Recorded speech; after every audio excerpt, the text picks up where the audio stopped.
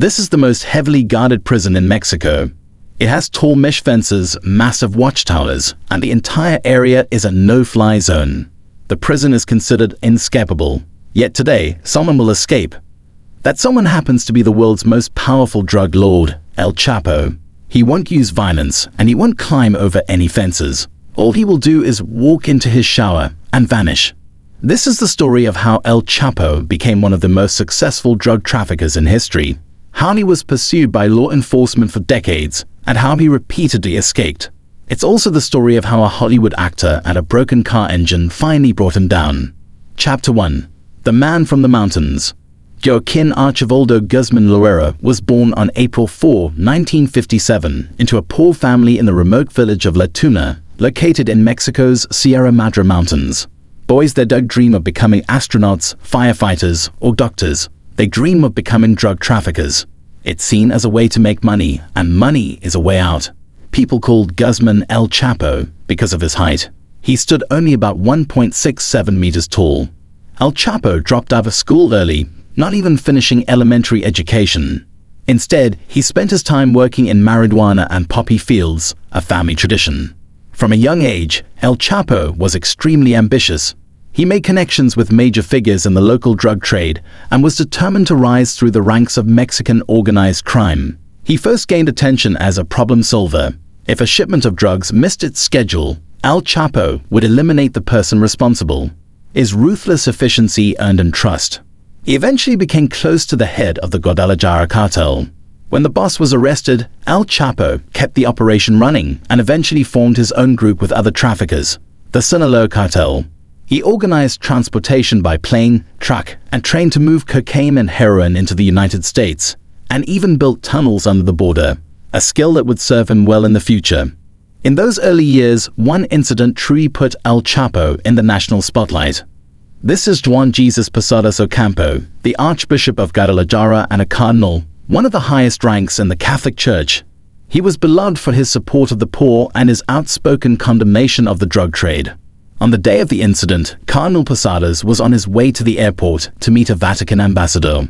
At the same time, El Chapo and his bodyguards arrived at the airport parking lot to catch a flight to Puerto Vallarta, one of his favorite vacation spots. We don't know exactly what happened next, but one thing is certain: the Cardinal would not survive. According to the official version of events, the Arellano Felix brothers, leaders of a rival cartel in Tijuana, were at war with El Chapo. They had learned he would be at the airport that day and rushed there to ambush him. When they spotted him and his men, they opened fire. El Chapo and his bodyguards ran toward the terminal, taking cover behind parked cars. Though bullets were flying, they managed to escape unharmed. But 7 others died, including Cardinal Posadas. Authorities claimed he was caught in the crossfire, simply in the wrong place at the wrong time. But many doubted this version of events. Forensic experts later concluded the Cardinal was likely deliberately targeted, shot 14 times at close range. Officials later suggested the gunman mistook the Cardinal's car, a white Mercury Grand Marquis, for one of El Chapo's vehicles, which was the same make and model. But the Cardinal was dressed in his clerical robes, not at all like a drug lord. If the shooters were close enough to fire at point-blank range, how could they mistake him for El Chapo? Years later, Posadas' successor would make a serious allegation that the Cardinal's death was not just a cartel crime, but a state crime. He believed the killing was carried out by the police on behalf of the Mexican government. The Cardinal had accused government officials of having ties to drug cartels. To this day, the truth about what really happened at the Guadalajara airport in 1993 remains a mystery. This is El Chapo's wife, his sons, and one of his closest allies just 2 months ago. El Chapo was captured and brought to Altiplano maximum security prison.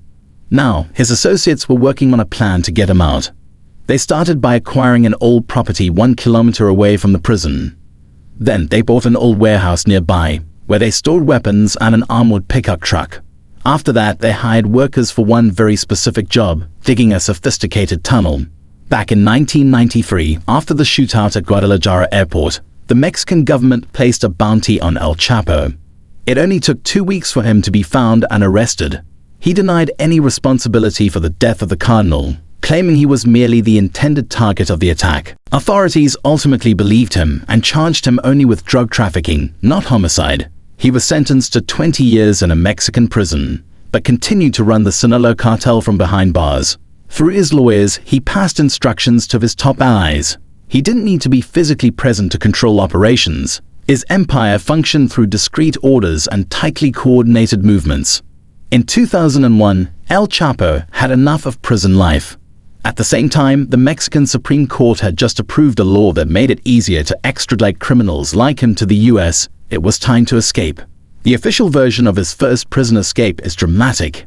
He supposedly bribed a guard, climbed into a laundry cart, and was pushed out of his cell, down the hallways, and through an unguarded gate into the parking lot.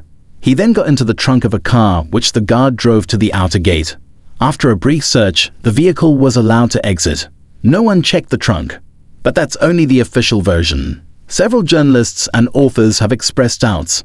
One pointed out that the prison's checkpoints had heat and motion sensors that could detect even a small animal. That means alarms should have gone off.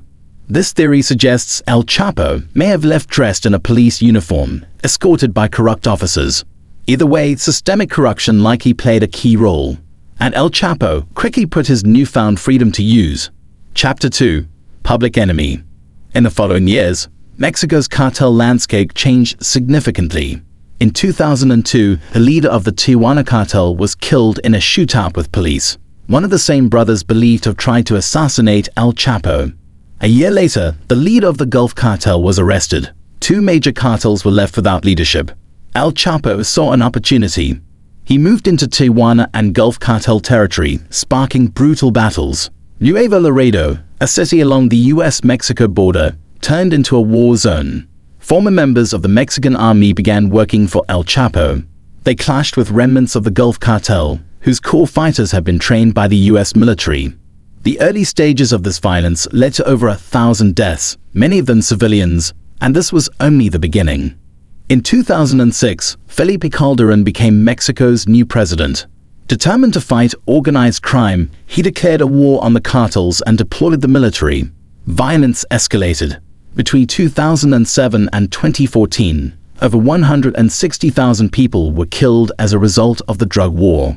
During these years of bloodshed, El Chapo's power grew. He became the world's most wanted criminal and transformed the Sinaloa cartel into one of the most powerful criminal organizations in history.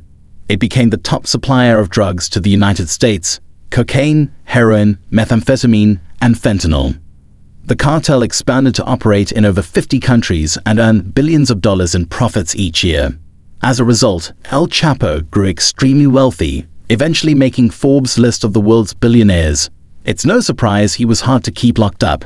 To prepare for his second escape, El Chapo's team needed to know the precise location of his prison cell. They managed to smuggle a GPS watch into this cell, disguised as a food item. Now the workers knew exactly where to dig. Over the course of a year, they built a sophisticated tunnel, carefully planned and costing around $5 million. The tunnel stretched half a kilometer and stood 1.7 meters high. It was reinforced with wooden beams fitted with lights and included a ventilation system. Digging such a tunnel produced a large amount of dirt, so the workers constructed a rail system and adapted a motorcycle to move the soil efficiently. The dirt from the tunnel is removed using a rail system. The workers install a modified motorcycle that runs on tracks, designed to carry the dirt out and later serve as an escape vehicle. But how did El Chapo end up in El Altiplano prison in the first place? Chapter 3: Agent Hogan. Andrew Hogan, an agent with the US Drug Enforcement Administration, is determined to bring down the most powerful drug lord in the world, perhaps in history. But to his surprise, there is no task force, no team, not even a single federal agent dedicated to capturing El Chapo. So Hogan takes matters into his own hands. He enrolls in Spanish classes and prepares to move to Mexico. Meanwhile, back in the US, one of Hogan's colleagues obtains access to El Chapo's BlackBerry Penn through someone close to him. Using this, they track his phone to a luxury resort in Cabo San Lucas. They pass the information to Mexican authorities, and DEA agents rush to the scene. But El Chapo is already gone.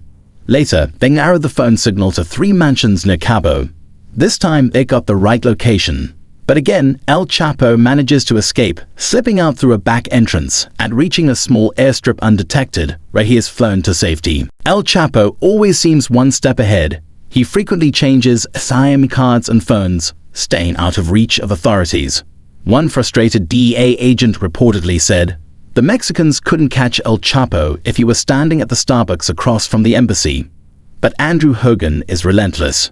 In May 2012, he moves to Mexico City with his family and takes over the Sinaloa investigation. Over the following months, his team begins intercepting communications from El Chapo's inner circle. They map out a sophisticated network of contacts, code names, frequently changed phone numbers, and GPS locations. Then comes a break. El Chapo appears to arrange an in-person meeting with a subordinate.